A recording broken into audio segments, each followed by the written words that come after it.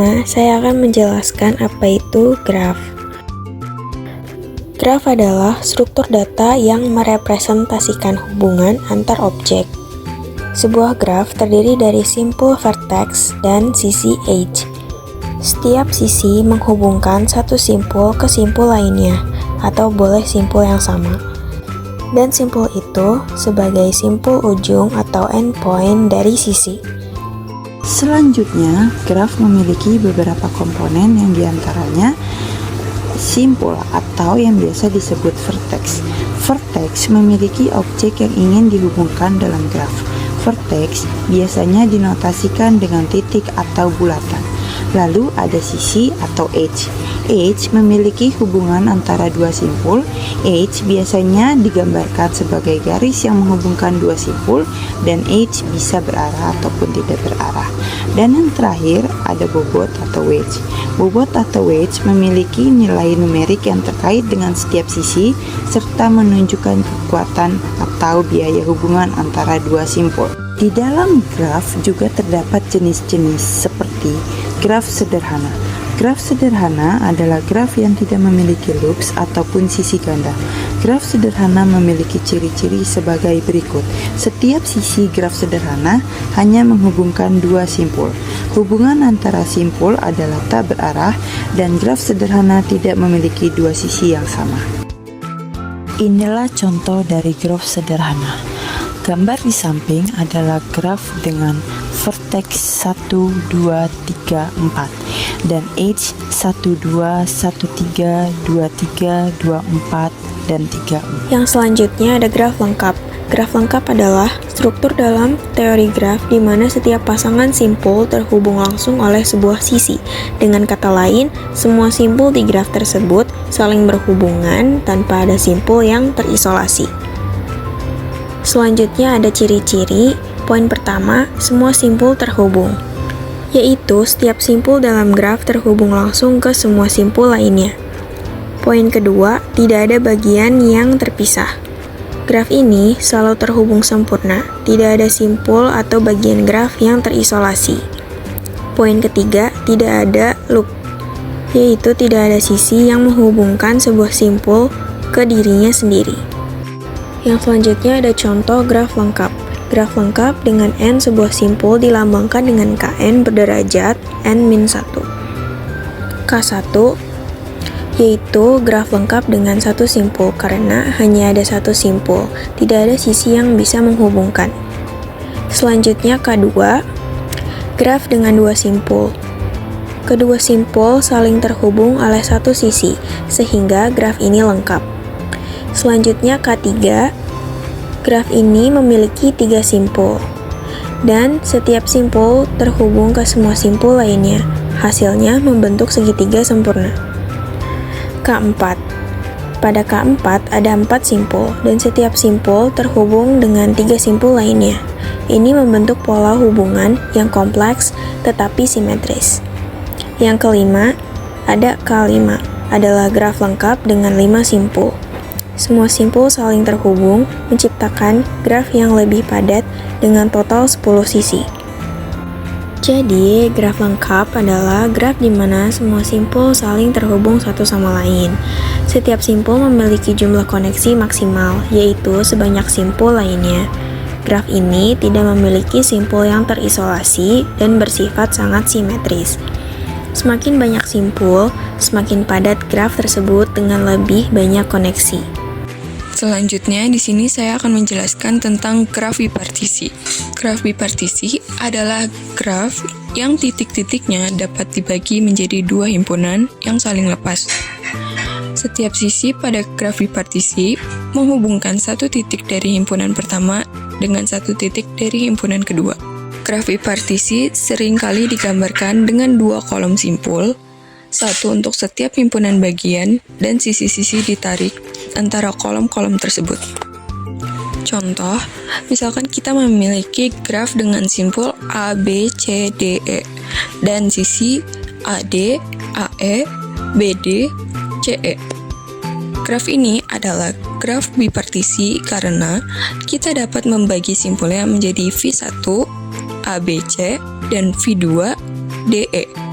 Semua sisi menghubungkan simpul di V1 ke simpul V2. Selanjutnya ada graf bipartisi lengkap. Graf bipartisi lengkap adalah graf bipartisi di mana setiap simpul di V1 terhubung ke setiap simpul di V2. Graf bipartisi lengkap dengan V1 sama dengan M dan V2 sama dengan N dilambangkan dengan K, M, N. Contoh K3,2 adalah graf bipartisi lengkap dengan 3 simpul di V1 dan 2 simpul di V2. Setiap simpul di V1 terhubung ke kedua simpul di V2. Kemudian ada graf berlabel. Graf berlabel adalah graf tanpa garis paralel yang setiap garisnya berhubungan dengan bilangan real positif yang menyatakan bobot garis tersebut. Lalu ada aplikasi graf berlabel. Yang pertama ada pohon rentang minimum. Pohon rentang minimum adalah aplikasi yang sering dipakai dalam graf berlabel untuk mencari pohon rentang dengan total bobot seminimum mungkin. Lalu yang kedua ada algoritma Kruskal. Algoritma Kruskal adalah metode untuk mencari pohon rentang minimum atau minimum spanning tree pada graf berbobot dan terhubung.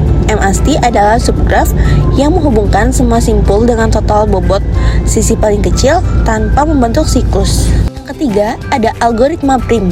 Algoritma prim digunakan untuk menemukan pohon rentang minimum atau minimum spanning tree dari graf berbobot. Berbeda dengan Kruskal, prim membangun MAST secara bertahap dengan menambahkan simpul satu persatu. Lalu yang keempat ada algoritma Floyd-Warshall. Algoritma Floyd-Warshall adalah algoritma untuk menemukan jarak terpendek antara semua pasangan simpul dalam graf berbobot. Algoritma ini bekerja pada graf berarah atau tak berarah, termasuk yang memiliki bobot negatif atau selama tidak ada siklus negatif. Lalu ada algoritma Dijkstra atau singkat. Algoritma Dijkstra adalah metode untuk menemukan jarak terpendek dari satu simpul awal atau source ke semua simpul lainnya dalam graf berbobot. Algoritma ini hanya bekerja untuk graf dengan bobot positif. Ada pula keuntungannya, yaitu yang pertama adalah memberikan informasi tambahan. Label membantu memahami konteks hubungan antar simpul atau identitas simpul. Lalu yang kedua ada penerapan luas, dapat digunakan untuk berbagai aplikasi seperti jaringan komputer atau IP address bandwidth, lalu jaringan transportasi atau jarak waktu tempuh, lalu ada pemodelan data relasional. Kemudian ada ciri-ciri. Yang pertama, setiap simpul memiliki label unik untuk membedakan satu simpul dari yang lain. Yang kedua, sisi dapat diberi label untuk menunjukkan hubungan antar simpul. Label ini dapat berupa jenis hubungan, misalnya jalan tol atau jalan biasa. Yang kedua, bobot seperti jarak, biaya, atau kapasitas. Kemudian yang ketiga, ada label pada simpul atau sisi membantu memberikan konteks spesifik pada graf tersebut. Berikut ada contoh dan penyelesaiannya.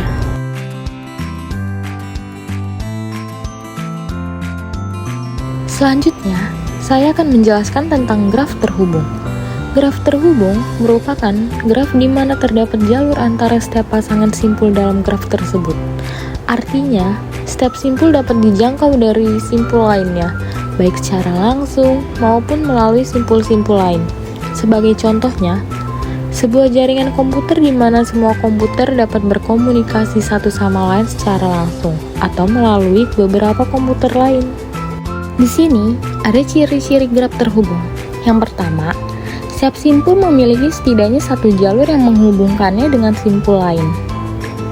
Yang kedua, tidak ada simpul yang terisolasi, yaitu semua simpul saling terkait melalui jalur yang tersedia. Yang ketiga, pada graf tidak berarah, graf terhubung memiliki satu komponen terhubung tunggal, yang memastikan semua simpul saling terhubung. Graf terhubung memiliki dua jenis. Yang pertama, graf terhubung kuat, yaitu pada graf terarah, setiap simpul dapat dicapai dari simpul lain, baik searah maupun berlawan. Yang kedua, graf terhubung lemah. Pada graf terarah, jika arah dari semua sisi diabaikan, maka graf tersebut menjadi graf tidak terarah yang terhubung. Di sini, saya akan menampilkan contoh dari graf terhubung. Di sebelah kiri sini terdapat gambar graf terhubung. Jadi, jika graf menunjukkan simpul-simpul yang semuanya terhubung oleh jalur, yang menghubungkan setiap simpul secara langsung atau tidak langsung, ini adalah contoh graf terhubung. Graf ini memastikan bahwa setiap simpul bisa dijangkau dari simpul lainnya melalui satu atau lebih jalur. Selanjutnya ada pewarnaan graf. Pewarnaan graf adalah pemberian warna terhadap simpul-simpul graf di mana dua buah simpul yang berdampingan tidak boleh mempunyai warna yang sama. G berwarna N, artinya graf tersebut menggunakan N warna. Bilangan kromatis dari G sama dengan K. G adalah jumlah minimum warna yang dibutuhkan. Masalah pewarnaan graf. Definisinya, pewarnaan setiap vertex pada graf demikian sehingga tidak ada dua vertex yang terhubung memiliki warna yang sama. Bilangan kromatik. Bilangan kromatik adalah jumlah warna minimal yang dibutuhkan untuk mewarnai. Jadi, kesimpulannya adalah graf adalah struktur matematika yang terdiri dari simpul vertex dan sisi edge yang merepresentasikan hubungan antar simpul. Graf dapat berupa graf tidak berarah atau berarah, serta dapat berbobot atau berlabel. Graf digunakan dalam berbagai aplikasi seperti jaringan komputer dan transportasi. Algoritma seperti Dijkstra dan Prim digunakan untuk mencari jalur terpendek dan pohon rentang minimum, menjadikan alat penting dalam pemecahan masalah kompleks. Sekian dari kelompok kami, kurang lebihnya mohon maaf. Wassalamualaikum warahmatullahi wabarakatuh.